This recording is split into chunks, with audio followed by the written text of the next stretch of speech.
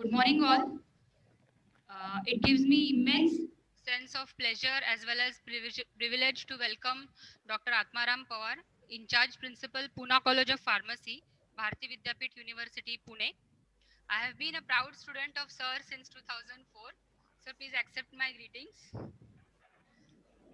Sir has completed his doctoral degree in pharmacy from Pune University. Sir has 28 years of the educational experience in the Institute of the Repute Pune College of Pharmacy, which has provided him an excellent opportunity to develop as a teacher, a researcher, administrator, and a pharmacist. Sir's research contribution includes 4 patent applications to his credit, above 100 international and 32 national research papers published in peer-reviewed journals. Sir has guided 7 PhD students and many more are registered under him. Talking about the academic contributions, Pawar sir has a particular interest in incorporating new concepts in teaching and modernization of the curriculum. He has incorporated modern concepts in teaching of dispensing pharmacy with the practice-based experiments from 2004. For that, he has been awarded with the IJPER Professor B.M. Mittal National Award in 2007. Sir has authored 11 books, which is reflected by the inclusion of a new subject by many Indian universities on the name of my book entitled Modern Dispensing Pharmacy in the undergraduate curriculum. Sir is an active member of the various academic and professional bodies. He is a member of the scientific services at the 65th and the 65th to 67th and the 69th IPCs, and he was a chairman of the scientific services of the 19th APTCon and in the organization at the 54th IPC and the IAPC conferences. Sir has also served as a member for the PharmD committee and a member of the BPharm syllabus committee, Pharmacy Council of India. Sir has served as a dean of the Bharati Vidyapit deemed university, BOS member at the University of Pune. She also served as a member at the Shivaji University, Kolhapur, BAMU, Aurangabad, Solapur University, KLE University, MIT, World Peace University, and the JSS University and Dr. D.Y. Patil University, Mumbai. Sir has worked as a secretary, IQAC, NAC, and as an advisory board NBA at the PCP since 2012. As apart from this, Sir has also a active social contribution. Sir has been designing the programs to reach out to the society to explain and uplift the image of the pharmacy profession. In the wake of this, Sir has published nearly 3 books in Indian vernacular languages, more than 70 articles in leading newspapers, and engaged 26 public meetings. He has also participated in 3 TV panel discussions, and from September 2018, Sir has launched a YouTube channel, Yes, I am a Pharmacist, addressing the patient related concerns about the drugs. Sir has also delivered more than 300 invited lectures, including the symposium speeches. Now, speaking about the professional contributions of Dr. Atmaram Pawar, Sir has trained thousands of pharmacists during his presidency of the IPA Pune. He started mega celebration of the NPW, that is the National Pharmacy Week celebrations, initiated at IPA Pune uh, Life Theme Achievement Award, and presently serving as a convener of the IPA Pune local branch. Sir is a recipient of 11 prestigious awards, which includes a international awards Healthcare Leadership Award by the World Health and the Wellness Congress in February 2020. He has earned 4 national awards, namely the Best Teacher Award at the 56th IPC Trust 2005, Professor B.M. Mittal National Award 2007, APTI's Teacher for the Year Award 2015, and the IPA Fellowship Award 2018, and also the in-house awards like the Outstanding Teacher in 2011 and the Best Researcher Award of 2015 in the Bharati Vidyapit University. With this, I welcome such a dynamic and a vibrant personality amongst us. So all of you, please give a warm and a vibrant welcome to Sir. Now I request Atmaram Sir to please take over and start with the lecture.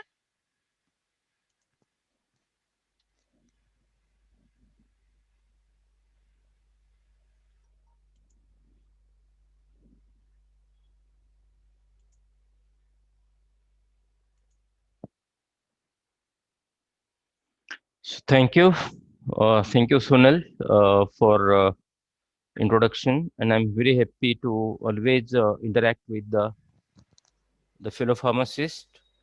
My pleasure, sir. Yeah. So it is a very good morning, and we'll discussing on the basic issue, that is the prescription and the dispensing of prescription drugs. I think most of the participants are community pharmacists. So instead of making English, I try to speak in Hindi, तो आपको ज़्यादा नज़दीक लगेगा और समझ में आ जाएगा. So I'm presenting as Sonal Seth.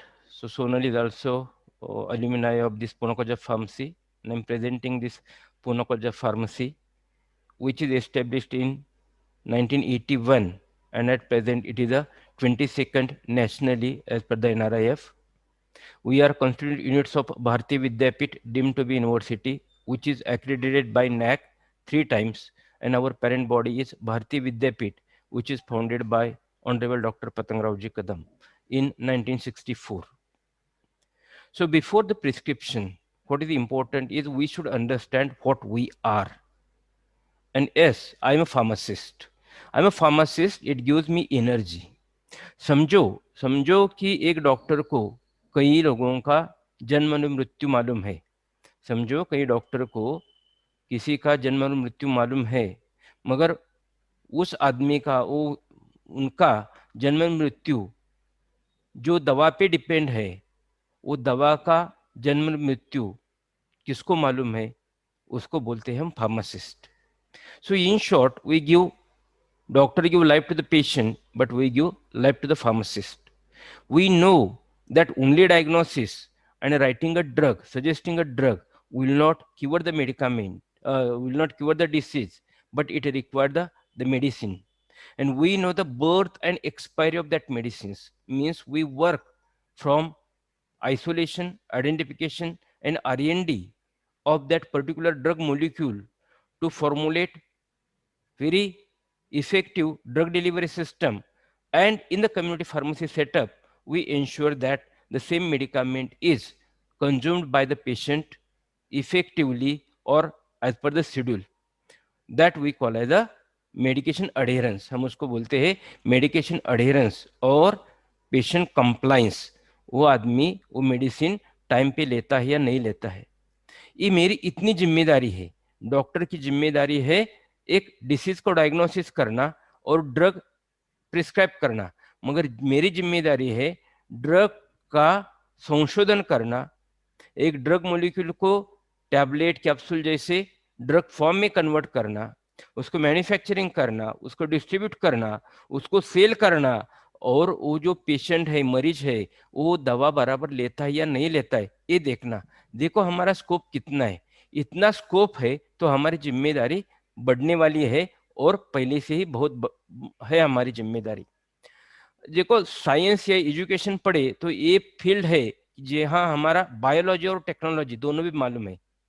पहले इंजीनियरिंग लोगों को टेक्नोलॉजी मालूम था और अभी भी है, और डॉक्टर लोगों को बायोलॉजी मालूम था, मगर फार्मेसी प्रोफेशन शुरू से है जिसको बायोलॉजी भी है, मैथ्स भी लगता है, फिजिक्स भी लगता है, केमिस्ट्री भी लगती है. ऐसा एक कोर्स है. तो इसलिए we develop very good dosage forms और ड्रग्स.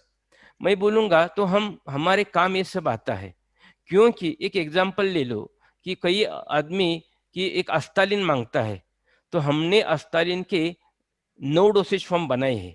एक टैबलेट है, रेगुलर टैबलेट है, सस्टेन रिलीज टैबलेट है, मीटर डोज इनहेलर है, डीपीआई है, नेबुलाइजर है, ऐसे करके सिरप है, इलिक्जर है. तो इतनी दवाएं, एक ही दवा थी, डॉक्टर को सिर्फ अस्तालिन लगने वाली थी, मगर हमने अस्तालिन के इतनी दवाई बनाई. तो क्योंकि हमें बायोलॉजी मालूम है और हम टेक्नोलॉजी मालूम है. अवर लोकेशन भी सोसाइटी में बहुत अच्छा है. एक हॉस्पिटल ले लो, हमारा सेटअप एंट्री में रहता है, या सोसाइटी ले लो, हमारा जो फार्मेसी है वो चौराहे पे रहता है. तो डॉक्टर से भी अधिक हम कई पेशेंट के साथ मिलजुल के रहते हैं, और हम इसका फायदा उठा सकते हैं कि भाई हमारी इमेज और दवाइयाँ रैशनली यूज होती या नहीं होती है, ये हमारे देखने की बहुत जिम्मेदारी हम पे आती है. और तीसरी लास्ट बात है कि डॉक्टर तो बहुत बिजी है, डॉक्टर ने जब पढ़ा था उसके बाद डॉक्टर को नॉलेज कौन देता है? तो अवर जो मेडिकल रिप्रेजेंटेटिव है और एग्जीक्यूटिव है कंपनी के, और या कंपनी उनको कॉन्फ्रेंस करके ये सब इंफॉर्मेशन देती है। So I teach doctor about the architect and functioning of the drug. इतनी जिम्मेदारी हमारे पास है। तो मैं बोलता हूं एक डॉक्टर और फार्मासिस्ट इस सोसाइटी के लिए बहुत एफडीसी है। FDC in fix dose combination, ibu para combination है ना, वैसा ही फार्मासिस्ट और डॉक्टर का कॉम्बिनेशन है। Because doctor know the disease but I know the drug delivery system. जैसा कि हमने बोले कि डॉक्टर को अस्थमा मालूम है, मगर अस्तालिन के 9 डोसेज फॉर्म हमें मालूम है, कौन सा डोसेज फॉर्म कब लेना हमें मालूम है। Doctor know the dose but I know the way of dosing. Doctor को मालूम है कि एक टैबलेट देनी है तो वो टैबलेट 20 मिलीग्राम की है, मगर वो सस्टेनली देनी है या रेगुलर देनी है। समझो सस्टेनली देनी है तो कई बार ऐसा होता है डॉक्टर सस्टेनली टैबलेट जो 40 मिलीग्राम की है उसको आधा आधा करते हैं और बोलते हैं कि ये आधा आप ले लो। भाई सस्टेनली टैबलेट क्यों बनती है? क्योंकि वो दवा से पूरी पीरियड में, पूरा जो दिन भर है उसमें थोड़ी थोड़ी दवा मिलने वाली है। समझो पेशेंट को सस्टेन रिलीज 20 मिलीग्राम चाहिए और हमने एक सस्टेन रिलीज 40 मिलीग्राम के टैबलेट को ब्रेक करके वो पेशेंट को दे दिया तो टॉक्सिसिटी हो जाएगी, उसको बोलते हैं डोज डंपिंग हो जाएगा, या उसको बोलते हैं सद्दाम का बॉम्ब मुद्दाम फोड़ देना, मीन्स एक्सीडेंट घड़वाना, इंसिडेंट घड़वाना। क्योंकि हमें मालूम है सस्टेन रिलीज टैबलेट से दवा स्लोली स्लोली फॉर 24 आवर, पूरा एक दिन बाहर निकलती है, और यहाँ हम गोली ब्रेक करके देंगे तो क्या होगा कि पूरा ही पूरा दवा पेशेंट को इमीडिएटली मिलेगा। और समझो वो दवा आपके हाइपरटेंशन की है या डायबिटीज की है तो वो पेशेंट बहुत डेंजर में जा सकता है। Doctor know the therapy but I know the quality of medicament. Generic कौन सा है, ब्रांडेड कौन सा है, अच्छी कंपनी का कौन सा है, उसको स्टोरेज कैसा करना है, उसकी एक्सपायरी डेट क्या है, ये सब हमें मालूम है। Doctor know the brand but I know the cost effective brand.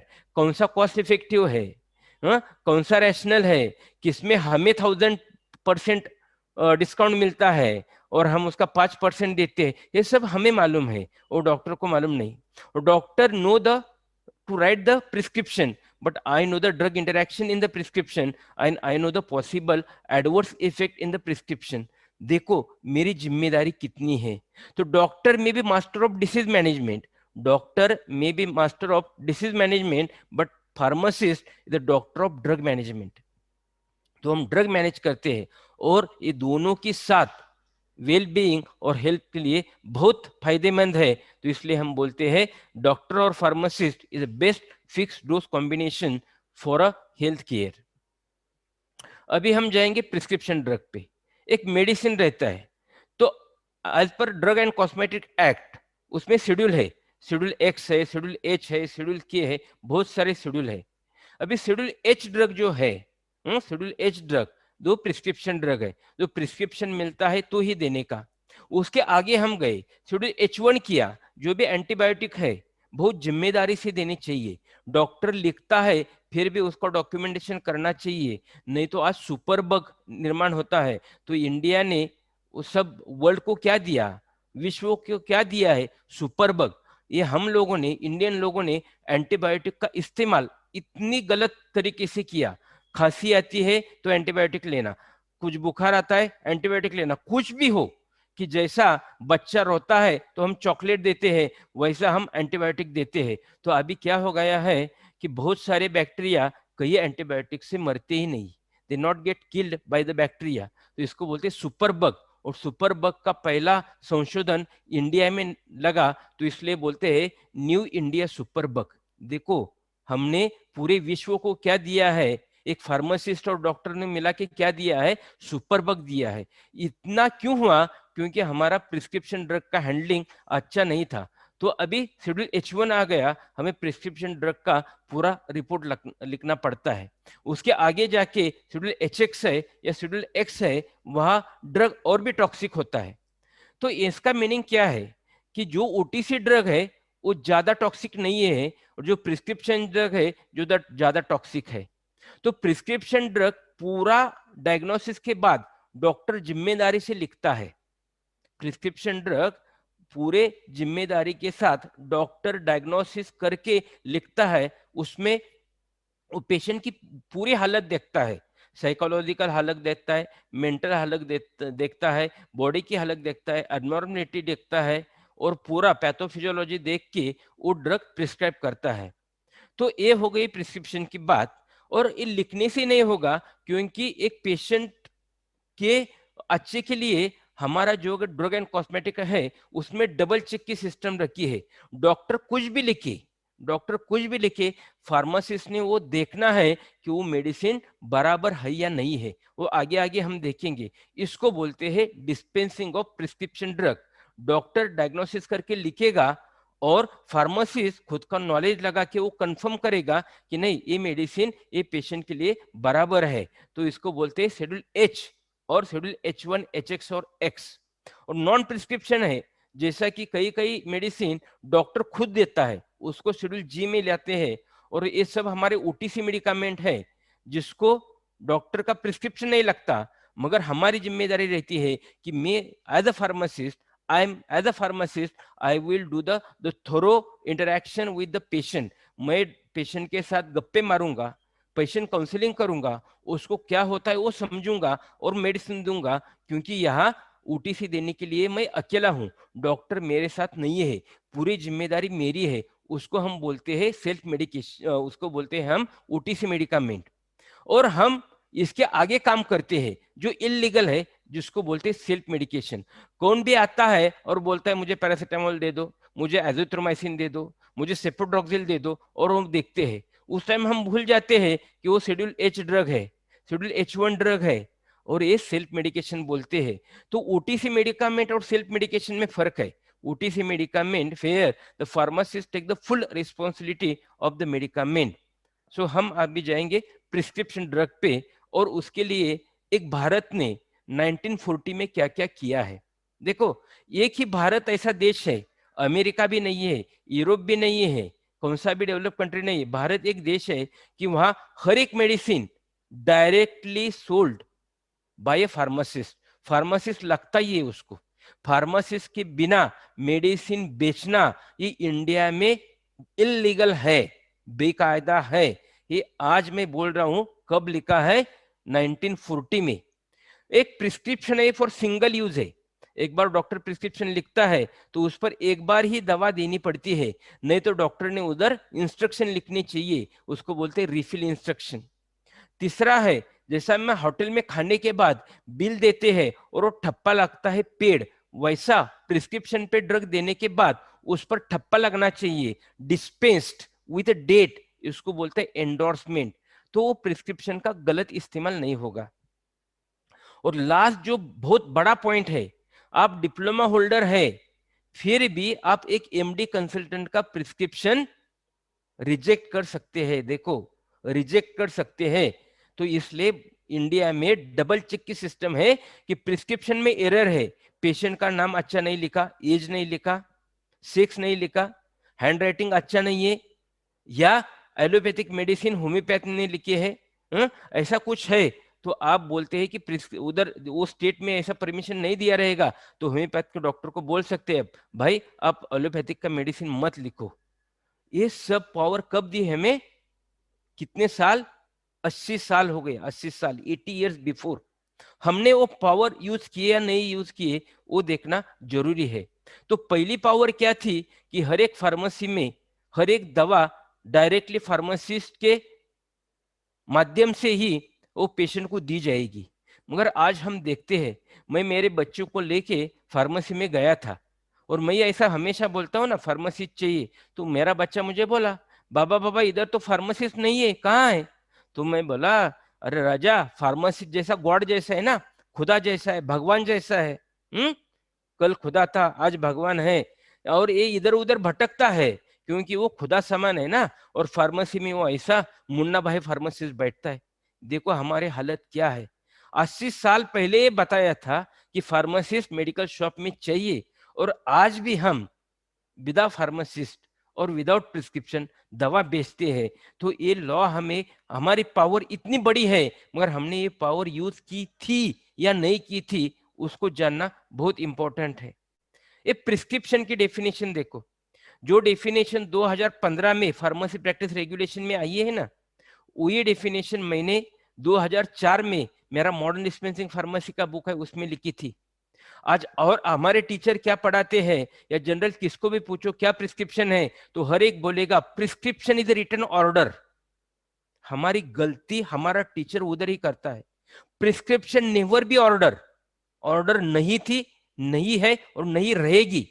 मगर कई हमारे टीचर ने खुद का माल मसाला भर के एक ऐसे छोटे छोटे बुक बनाए, उसमें खुद का डाला कि प्रिस्क्रिप्शन इज ऑर्डर, और हमारे सब फार्मासिस्ट पे बॉदरेशन आ गया। उनको ऐसा लगता है कि डॉक्टर जो लिखता है वो हमें देना है। ऐसा बिल्कुल नहीं है।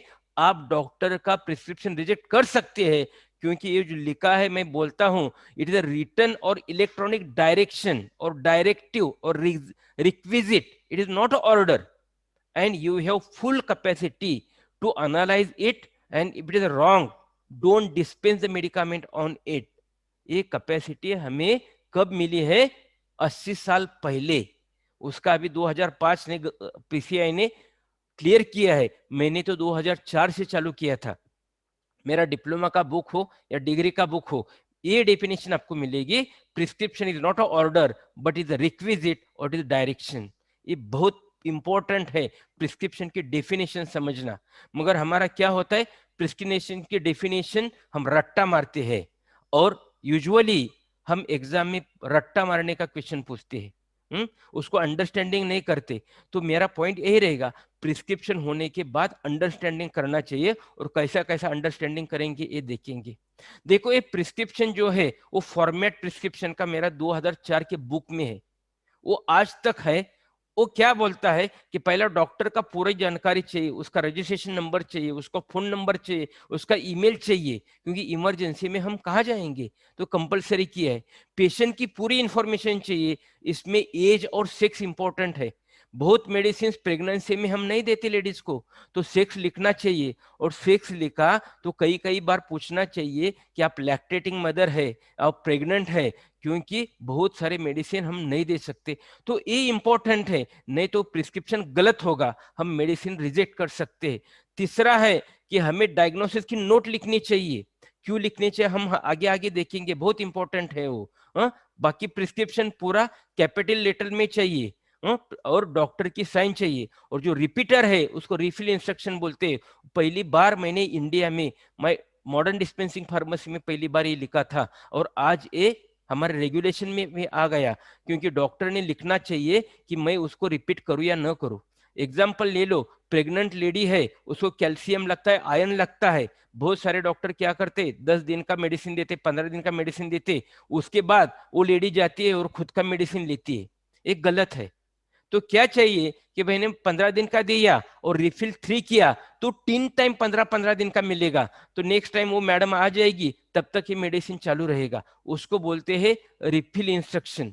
पीआरएन, वो जो फिजिशियन डॉक्टर है, वो पेशेंट को बोलता है कि भाई इसको मैं एक फीवर की दवा दे दो, पैरासिटामोल दे रहा हूं, तुझे लगता है ना पैरासिटामोल की और भी जरूरत है, तो तेरा डिसीजन ले ले, मैं तुझे डिसीजन देने की पावर देता हूं। उसके बोलते हैं पीआरएन। एक डॉक्टर फार्मासिस्ट को बोलता है तू समझ के और भी ये दवा दे सकता है। और एनआर, नॉट रिफिल, एक कंपोज लिखी है मैंने, डाइजेपाम लिखी है, स्लीपिंग पिल लिखी है, तो मैं एक ही टैबलेट लिखूंगा और उसके सामने लिखूंगा एनआर।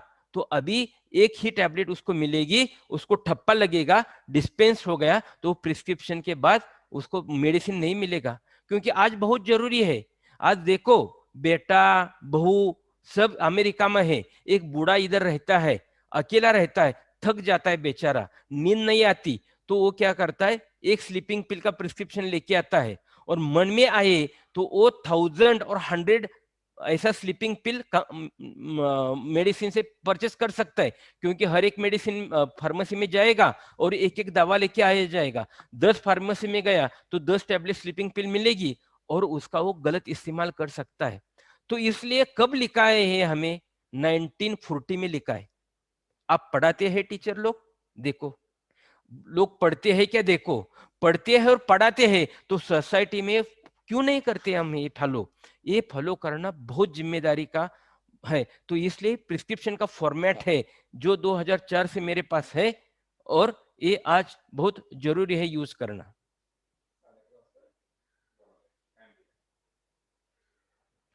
देखो अभी ये प्रिस्क्रिप्शन है, ये किसको समझता है प्रिस्क्रिप्शन, किसको समझता है क्या प्रिस्क्रिप्शन है? तो ये प्रिस्क्रिप्शन का डिस्पेंसिंग कैसा हो गया, ये प्रिस्क्रिप्शन रिजेक्ट क्यों नहीं हो गया? मगर ऐसे भी प्रिस्क्रिप्शन रिजेक्ट नहीं होते, इस पर दवाई दी जाती है। एक फार्मेसिस्ट दूसरे फार्मेसिस्ट को पूछता है भाई इसमें क्या लिखा है, इसमें क्या लिखा है, और ऐसी दवा हम देते हैं। देखो और तीसरा प्रिस्क्रिप्शन, ये मराठी में लिखा है कि पेशेंट को कार्डियक की दवा चालू है, और डॉक्टर लिखता है ये दवा ये आप जब तक जिंदा है या पांडुरंग चरणी विलीन होईपर्यंत, मीन्स भगवान के पास जब तक आप जाते नहीं तब तक लेना है। और कितना डराते हैं हम पेशेंट को। तो पहला प्रिस्क्रिप्शन एक जनरल प्रैक्टिशनर का था, और ये प्रिस्क्रिप्शन एक कंसल्टेंट का है। कई देखो इधर प्रॉब्लम डॉक्टर का नहीं है, इधर प्रॉब्लम कंसल्ट का नहीं है, प्रॉब्लम हमारे फार्मासिस्ट का है, क्योंकि उसको लॉ ने बोला है कि प्रिस्क्रिप्शन शुड बी रीडेबल, वो कैपिटल लेटर में चाहिए। मगर हमें क्या है, हमें बिजनेस करना पड़ता है ना, तो इसलिए हम ये पूरा भूल जाते हैं, और कैसा भी प्रिस्क्रिप्शन हो हम एक्सेप्ट करते हैं। ये बहुत गलत बात है। इसका ये एक एग्जाम्पल मैं दे रहा हूं। तो हमारा आज सोसाइटी में इमेज क्या बन गई, प्रिस्क्रिप्शन वाला कौन, प्रिस्क्रिप्शन फार्मासिस्ट कौन है, जो प्रिस्क्रिप्शन पढ़ता है वो फार्मासिस्ट है। कितनी इमेज है देखो आपकी, जो भी प्रिस्क्रिप्शन पढ़ता है वो महाविद्वान महापंडित, जो महापंडित को हम फार्मासिस्ट बुलाते, इतनी डेफिनेशन हमारी है। तो ये डेफिनेशन समाज के होने के वास्ते क्या हो गया, आज जिसको जिसको इंग्लिश पढ़ना आता है उन्होंने मेडिकल शॉप चालू किया। कितना गलत हो गया देखो। हमारी जिम्मेदारी सिर्फ प्रिस्क्रिप्शन पढ़ना नहीं है, उसको समझना है और जिम्मेदारी करके मेडिसिन देना है। मगर दुनिया सोचती है, भारत सोचता है कि जो प्रिस्क्रिप्शन पढ़ता है वो दवाइयां बेच सकता है। बहुत गलत है। क्या क्या हो सकता है, हमारे पास साला मेडिसिन है, साला साला भाई रहता है ना, एक खुद का भाई रहता है, और एक साला रहता है, बीबी का भाई रहता है, दोनों भाई है ना, दोनों को भी भाई बोलते हैं। मगर एक मेरा भाई है और मेरी मिसेस का भाई है, उसको साला medicine, sound alike look alike medicine, Dulcolax और डिओक्लॉक्स, एक लैक्सेटिव है और दूसरा एंटीबायोटिक है। कितना गलत हो सकता है, हैंड राइटिंग अच्छा नहीं होगा या प्रोनाउंसिएशन अच्छा नहीं होगा, कुछ भी हो सकता है। तो इतना सब होने के बाद भी हम प्रिस्क्रिप्शन क्या देखते नहीं है। हम गिरायक आता है, कस्टमर आता है तो धंधा करते हैं। मैं बोलता हूं, बहुत वर्ड गंदा यूज किया मैं, हमने धंधा करते, धंधा बिजनेस करते हैं सिर्फ। हमारी जिम्मेदारी पैसा कमाना जितनी है उतना ही हम सर्विस देना इंपॉर्टेंट है। मगर वो प्रिस्क्रिप्शन में इतना सब कुछ हो सकता है। इसका बेस्ट एग्जांपल ठाणे का 2000 कब का है वो, 2018 का है, वो मैं अभी दे रहा हूँ। बहुत सारे एग्जाम्पल मेरे पास है, मगर बहुत एग्जाम्पल मुझे अच्छा लगा। देखो फोलिक एसिड शायद लिखा था, शायद फोलिक एसिड प्रिस्क्रिप्शन में लिखा था, फोलिक एसिड उसका नाम था फोलीमैक्स, और हमने फार्मासिस्ट ने क्या डिस्पेंस किया, फोलीट्रैक्स 10 मिलीग्राम।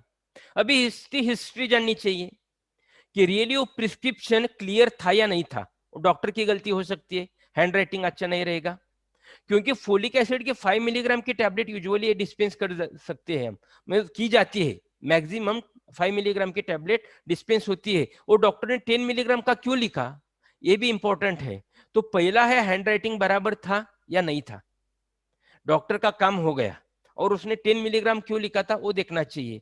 वो प्रिस्क्रिप्शन लिखा था तो क्लियर हैंड राइटिंग था, और उधर लिखा था क्या कि कैंसर है, या उधर लिखा था कि फोलिक एसिड डिफिशियंसी है, वो तो लिखना चाहिए ना, कुछ तो लिखना चाहिए। अभी लिकोमिया है, कैंसर है, ऐसा लिखते थे तो हमें पता चलता था प्रिस्क्रिप्शन पे, तो उसको फोलिक एसिड नहीं फोलिक ट्रैक्स चाहिए। मगर ये लिखा था या नहीं लिखा था, प्रिस्क्रिप्शन रीडिंग करना चाहिए। तो प्रिस्क्रिप्शन रीडिंग करने की जिम्मेदारी हमारी है। अब हमें फार्मेसी में जाएंगे, फार्मेसी में पहला फार्मासिस्ट था फार्मेसी में या मुन्ना भाई फार्मासिस्ट था?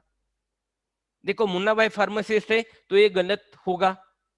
दूसरा फार्मासिस्ट है तो वो जानकारी रखने वाला फार्मासिस्ट था, या ऐसा सिर्फ बिजनेस करने वाला फार्मासिस्ट था? समझेंगे हम कि वो जानकारी रखने वाला फार्मासिस्ट था, नॉलेजेबल फार्मासिस्ट था। तो उसने पूछा क्या कि एक पेशेंट 10 मिलीग्राम मेथोट्रिक्सेट पूछता है, तो 10 मिलीग्राम मेथोट्रिक्सेट है तो बहुत सीरियस केस है, तो उसने पूछना था ना भाई पेशेंट कौन है, आप है या आपका कौन रिश्तेदार है? वो बोलता था मैं ही हूं।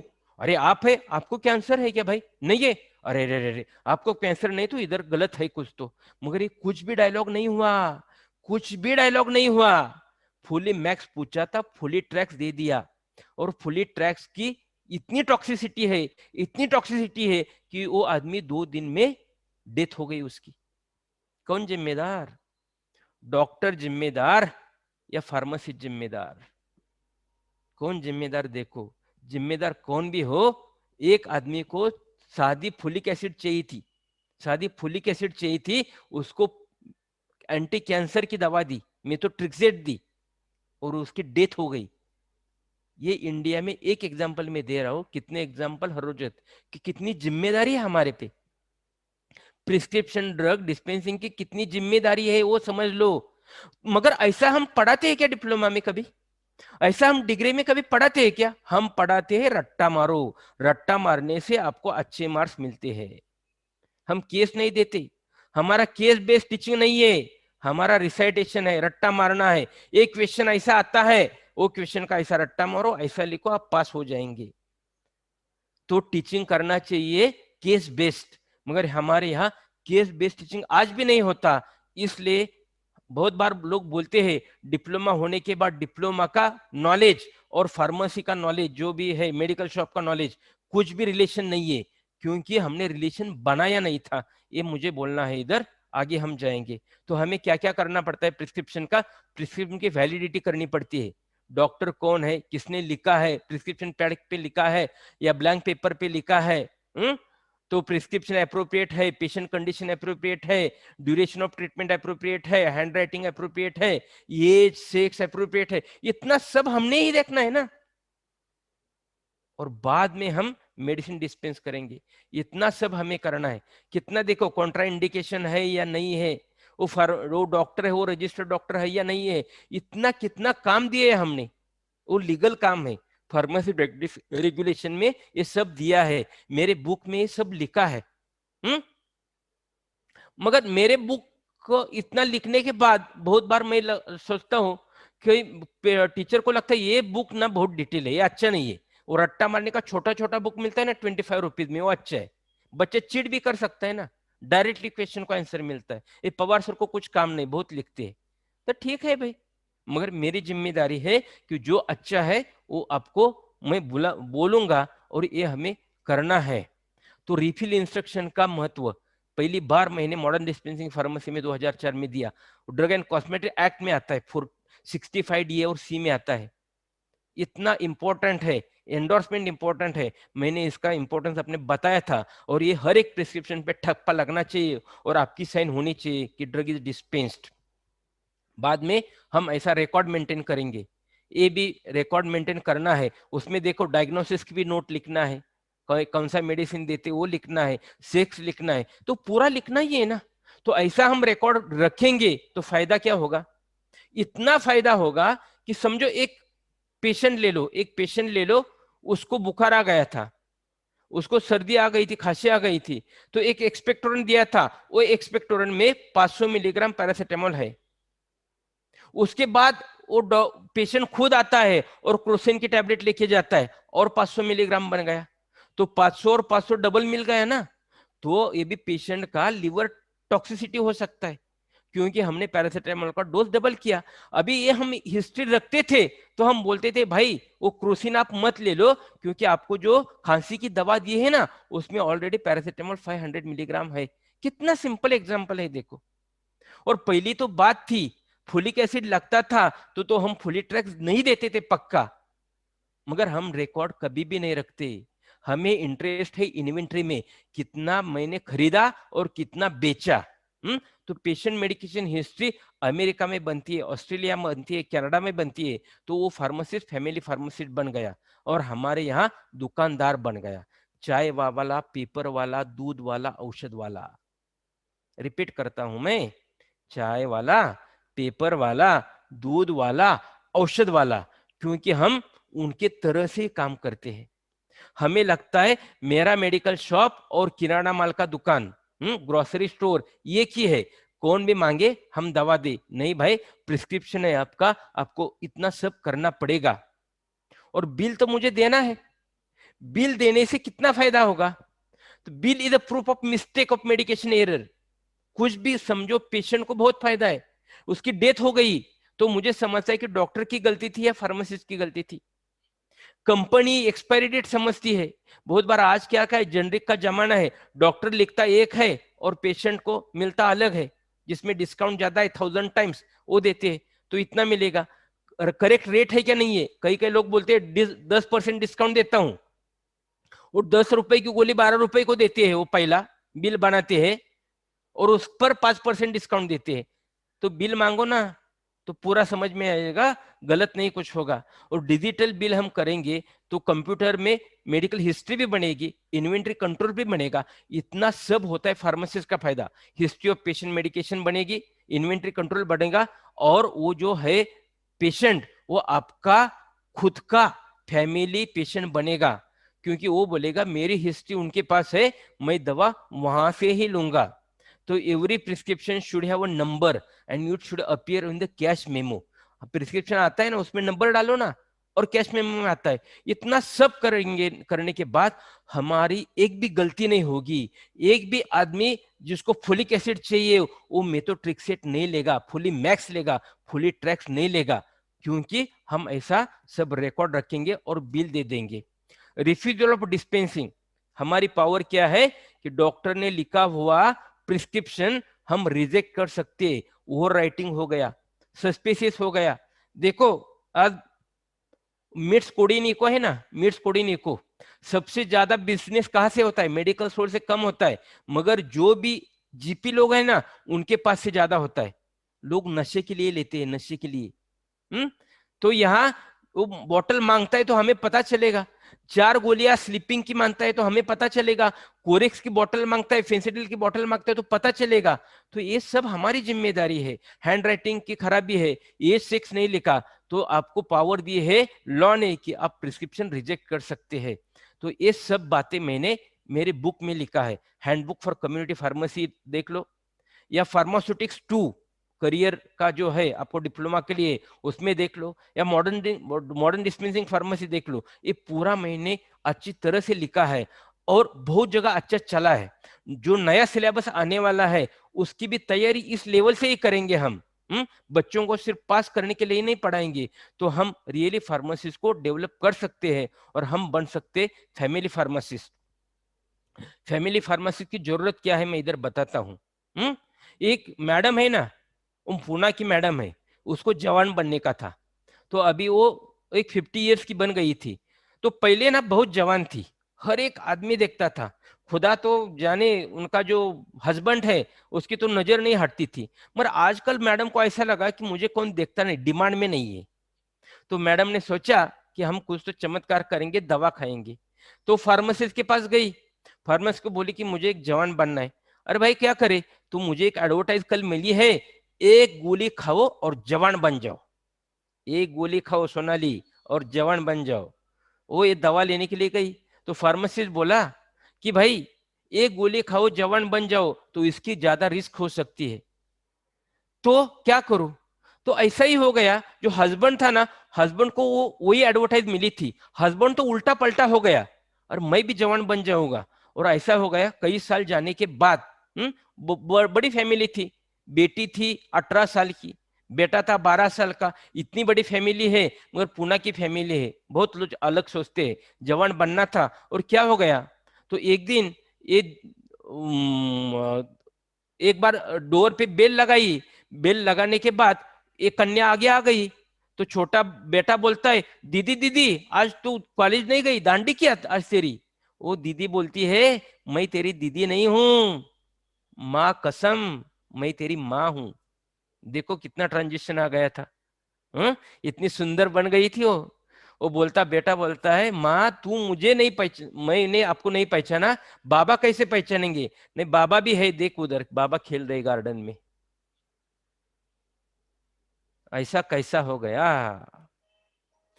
तो हिस्ट्री बन गई कि वो मैडम बोली कि मुझे जब ये दवा खानी थी तो मैं फार्मासिस्ट के पास गई, फार्मासिस्ट ने पूरा स्टडी किया और प्रोटोकॉल दे दिया कि मैंने कैसा दवा ले लूं, और मैंने दवा ले ली। देख, और तेरे बाबा को डिस्काउंट में बहुत इंटरेस्ट है, डिस्काउंट चाहिए, एक पे एक चाहिए, एक पे दो चाहिए, एक पे तीन चाहिए। अच्छा हो गया हमारी शादी के टाइम ऐसी स्कीम नहीं थी, नहीं तो तेरी तीन तीन माँ थी आज ना।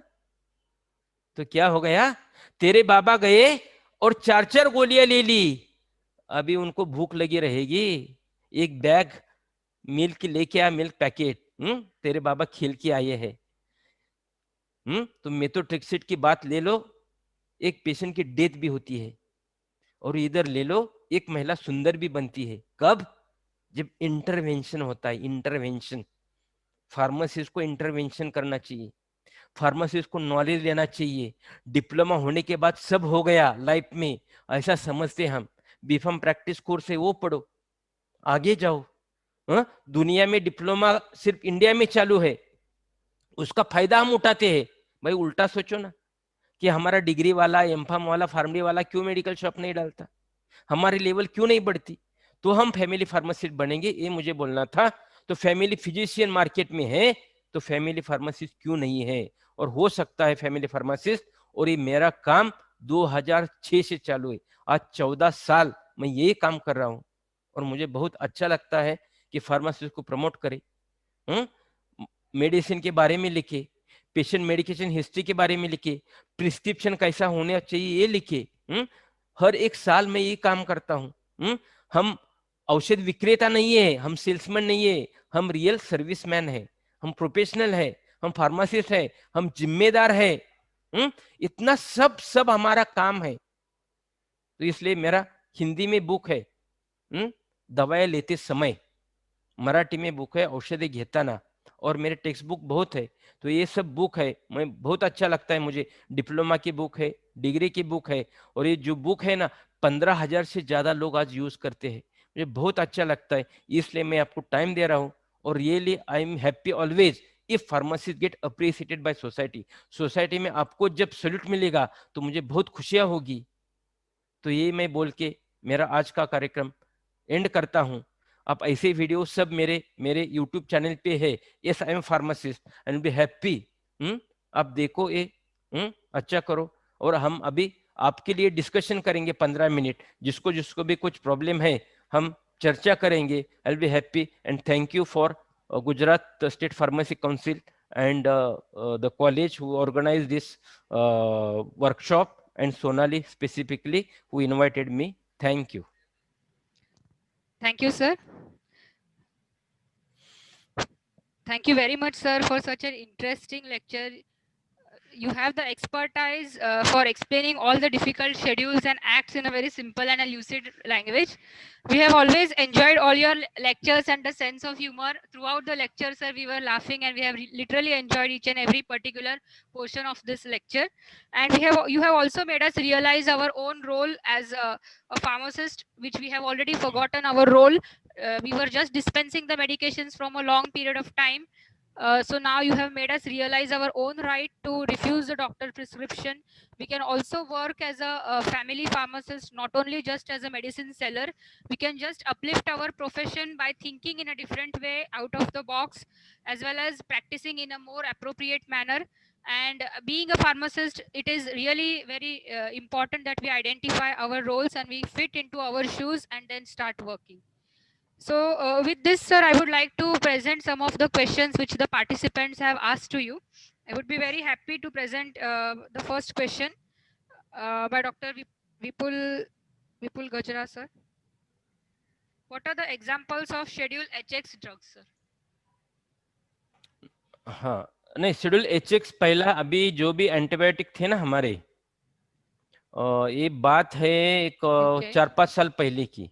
अभी जो शेड्यूल H1 है, इसके बदले शेड्यूल HX निकाल रहे थे।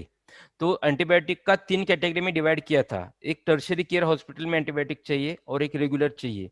जो टर्शियरी केयर के हॉस्पिटल वाले एंटीबायोटिक थे, उसको शेड्यूल HX में डाला था। मगर हमारी जो एसोसिएशन है, उन्होंने उसको अगेंस्ट करके ये कायदा ही पास नहीं होने दिया, वो कुछ बाहर नहीं आया। तो आज हमारे पास शेड्यूल एच है, शेड्यूल H1 है, शेड्यूल एक्स है। मगर एक्सेप्शनल में जो प्रिस्क्रिप्शन ड्रग है उसका कभी कभी वो प्रिस्क्रिप्शन ड्रग बहुत घातक होता है, तो उसको शेड्यूल HX दिया जाता है। जैसा कि देखो टैमीफ्लू शेड्यूल एक्स में डाला था, वो शेड्यूल HX में भी डाल सकते हैं। तो जैसा कि शेड्यूल एक्स बहुत स्ट्रॉन्गर है, शेड्यूल H माइल्डर है, तो शेड्यूल HX भी आ सकता है। Okay, I hope your doubt is cleared, sir. Now the next question is asked by Mr. Jigar Shah. His question is it authentic to take the SCORE tablet as OTC drug because dose will be maintained or not? Pardon? SCORE, SCOR, SCORE tablet to be taken as a OTC drug. Core tablet. What is core tablet? Mr. Jigar Shah, can you unmute yourself? Just a minute, sir. I will make him unmute. Yeah. What is content of it?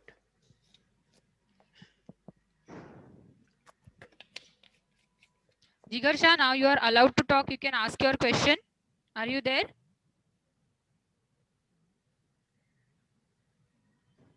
देखो ठीक है, मैं बोलता हूं, अभी हमारे यहाँ India में OTC ड्रग की लिस्ट नहीं है।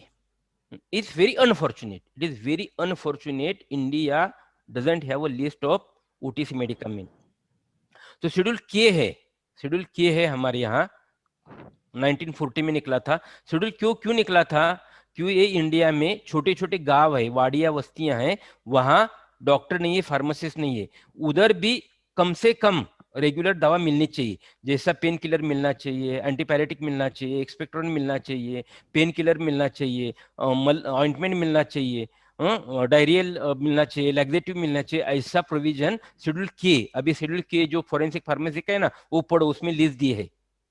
वो जो शेड्यूल के एक्सटेंड होके हमने उसको OTC ड्रग बनाया है, इंडिया में OTC नहीं। तो ये पैरासिटामोल है हमारा, पैरासिटामोल देखो ये OTC है, मगर ये पैरासिटामोल हम ज्यादा लेंगे या ड्रिंक के बाद लेंगे पैरासिटामोल, तो लिवर डैमेज सबसे ज्यादा हो सकता है। जो एस्प्रिन है, डिस्प्रिन। हाँ बोलो। Yes, sir. You can ask your question. इसको पूछना है, एक एग्जांपल और भी देता हूँ। डिस्प्रिन है, डिस्प्रिन हम लेते हैं, मगर डिस्प्रिन 18 साल के नीचे वाला बच्चा जब लेता है तो उसको रेज सिंड्रोम आ सकता है। डिस्प्रिन एक प्रेग्नेंट रेगुलर लेडी लेती है, पीरियड्स में पेन आता है, इसलिए उसको ब्लीडिंग ज्यादा आ सकता है। तो ये प्रॉब्लम है। अब हमें मालूम है अभी इकोस्प्रिन ब्लड थिनिंग के लिए दे सकते, तो उसका 75 मिलीग्राम पूरा दिन में चलती है, सस्टेन रिलीज है। यहाँ तो 300 मिलीग्राम है, एक साथ लेंगे, कितनी टॉक्सिटी हो सकती है। तो जो भी मेडिसिन आज हमें दिए है वो शेड्यूल के में उतने सेफ नहीं है, मगर उस टाइम की सोच थी, 1940 की सोच थी। तो आप मेरा वीडियो चैनल देखो, OTC करके एक पार्ट है, उसमें सब ये लिस्ट हमने दी। बोलो और। Thank you, sir. Now I would like to ask one question. ये मेरा खुद का question है, sir. That why dispensing pharmacy practice is not possible in India? There is such a huge demand for practicing the dispensing pharmacy, and how we can do it if anyone wants to practice? What are the methods to do that? नहीं, हम आज भी dispensing ही करते हैं, मगर हम dispensing हम cell करते हैं। Practice, pharmacy practice. तो प्रैक्टिस करना चालू करना चाहिए ना, मगर हमें उसके क्या लगता है, हमें हमारा बिजनेस जाएगा। क्योंकि मैं करता हूँ ना, पड़ोसों नहीं करता, मेरा कंपटीटर नहीं करता। तो मैं इस पर एक जोक बोलता हूँ, ऐसा है कि देखो एक डॉक्टर ना सस्टेनलिस टैबलेट देता है, और वो फिर वो लेके प्रिस्क्रिप्शन लेके वो फार्मासिस्ट के पास आता है। फार्मासिस्ट देखता है तो उसने सस्टेनलिस टैबलेट लिखी थी, मगर आधी आधी लिखी थी, half in the morning half in the evening. तो फार्मासिस्ट को मैंने ट्रेन किया था। वो फार्मासिस्ट बोलता है वो पेशेंट को, भाई सस्टेनलिस टैबलेट ब्रेक करना नहीं है, सस्टेनलिस टैबलेट ब्रेक नहीं करना, क्योंकि डोज डंपिंग हो जाएगा, टॉक्सिसिटी आ जाएगी। तो डॉक्टर को बोल देते रे कि वो प्रिस्क्रिप्शन बदल के देना है आपको। वो डॉक्टर के पास जाता है और डॉक्टर बोलता है, अरे तू किसके पास गया था? उसके पास गया था क्या? अरे वो शाना बन गया है, वो ट्रेनिंग वगैरह करता है ना, थोड़ा शाना बन गया है, तो उसके पास मत जा, तो बाजू वाले के पास जा। तो बाजू वाला तो खड़ा ही था, आता है तो वो पहला बोलता है, नमस्कार नमस्कार सर, आप हमारे यहाँ कभी आते नहीं थे, अच्छा हो गया मेडिसिन के लिए हमारे यहाँ आ गए। क्या देना है? अच्छा ये देना है क्या? सस्टेनिलिस टैबलेट देनी है आपको? हाँ मैं देता हूँ। देखो हे सस्टेनिलिस टैबलेट ले लो, और एक खरबत्ता ले लो, खलबत्ता मोटर पेसल ले लो। वो सस्टेनिलिस टैबलेट आधा आधा करके क्या, पूरा चूरन करके खा लो, मगर मेरा धंधा बढ़ाओ, मेरे पास आ जाओ। ये हमारी मेंटेलिटी है। हमने सबने सोचा तो सब हो सकता है, मगर हमारी कंपटीशन क्या है? 10% दे दो, 10% दे दो, बाकी कुछ नहीं। तो Very ये true. हमने मैसेज सोसाइटी में ऐसा दे दिया कि हमारा काम सिर्फ दवा बेचना है और हम डिस्काउंट पे बेचेंगे। तो हमारा हमारा नॉलेज हमें कुछ नहीं है। हमने डिप्लोमा पढ़ा क्योंकि सर्टिफिकेट लगता था, भाई हमने उसको तोड़ दे दिया उस दिन, लगाया है सिर्फ। हमारा और उसका रिलेशन कुछ नहीं है, डिप्लोमा का और मेरा रिलेशन कुछ नहीं है। अभी मेरा धंधे का टाइम है, मैं धंधा करूंगा। ये हमारी मेंटेलिटी है। कई बीएमएस बीएचएमएस डॉक्टर है, उसके सामने भी लाइन लगती है ना एलोपैथिक मेडिसिन के लिए। तो हम तो फार्मासिस्ट है, हमारे सामने क्यों नहीं लाइन लगती?